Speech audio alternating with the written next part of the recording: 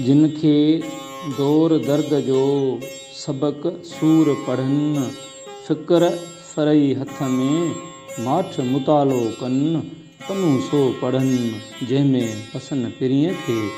सजणो किथे वरी आख़िरी सट जी पढ़णी अचे थी त पन्नू सो पसन जंहिंमें पसण पिरीअ खे। सुर यमन कल्याण दास्तान पंजूं बेत नंबर 17 रिसालो शावाणी।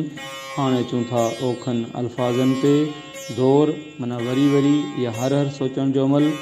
दर्द माना इश्क जो दर्द, इलाही मोहबत। सबक माना दर्स नसीहत सम्झाणी। दौर दर्द जो माना दर्द जो दौर करणु, दर्द खे भेरो ॾियणु, दर्द खे वरी वरी यादि करणु। सबक सूर माना सूर जो सबक, सूर मां ई सियाणप हासिल थिए थी। फ़रही माना काठ जी पटी, तख़्ती। फ़िक्र फ़रही माना फ़िक्र जी फ़रही, ग़म ऐं वीचार वारी पटी। ओसीड़े ऐं ॻणती जी पटी। माठ माना माठ जो, सबर जो। मुतालो माना पढ़ाई, अभ्यास। सुध, परूड़, मुलाहिज़ो, जाइज़ो। मुतालो कनि माना पढ़नि।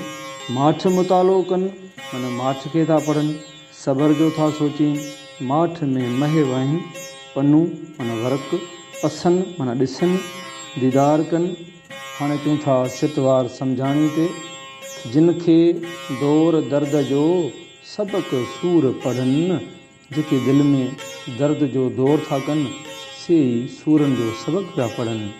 फ़िक्र फ़रई हथ में माठ मुतालो कनि, उन्हनि जे हथ में गौर फ़िक्र वारी पटी आहे ऐं हू माठ में उन जो मुतालो पिया कनि।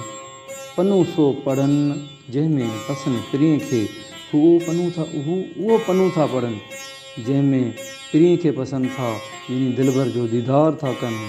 हक़ लतीफ़, सच लतीफ़।